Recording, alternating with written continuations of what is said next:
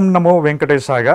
శ్రీవారి బ్రహ్మోత్సవాలలో 5వ రోజు ఉదయం శ్రీవారు స్త్రీ దేవతగా జగన్మోహిని రూపం వహించి శృంగార రసాధి దేవతగా భాసిస్తూ దర్శనమిస్తాడు. మైసూరు రాజావారు బహూకరించిన దంతపు పల్లకీలో మోహిని రూపంలో శ్రీవారు, పక్కనే మరొక బంగారు పీఠంపై శ్రీకృష్ణస్వామి వారు కూడా ఉత్సవంగా వేంచేస్తారు. అయితే ఇక్కడ మనకు ఒక సందేహం కలుగుతుంది. బ్రహ్మోత్సవాలు శ్రీవారికి జరుపబడుతున్నాయి కదా, మరి స్వామివారు మోహిని అవతారంలో వేంచేస్తే పక్కనే కృష్ణస్వామి వారు ఎందుకు వస్తున్నారు అని. అయితే ఇక్కడ శ్రీ వెంకటేశ్వర స్వామి వారు పురుష దేవతగా తిరుమలలో పూజలు అందుకుంటున్నారు. అందువల్ల స్వామివారు మోహిని అవతారంలో స్త్రీ రూపంలో ఉత్సవంగా వేంచేసినప్పుడు పక్కనే కృష్ణస్వామి వారు శ్రీవారి ప్రతిరూపంగా విహరిస్తారు.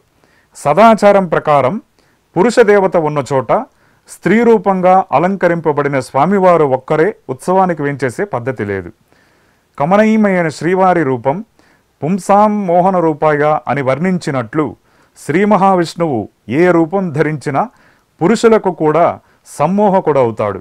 మోహిని రూపంలో అతృప్యమృత రూపాయ వెంకటేశాయ మంగళం అని అడుగడుగున భక్తులు శ్రీవారికి నీరాజనాలు అర్పిస్తారు. మలయప్ప స్వామివారు మోహిని అలంకారంలో స్త్రీలు ధరించే అన్ని రకాల ఆభరణాలతో అలంకరింపబడతారు. శ్రీవారికి పట్టుచీర, శిరస్సుపై కిరీటానికి బదులుగా కేశపాశములతో కూడిన కొప్పు, రత్న ఖచ్చితమైన సూర్యచంద్ర సావేరి, స్వామివారి ముక్కుకు వజ్రాల ముక్కు పుడక, రవ్వల బులాకిని అలంకరిస్తారు.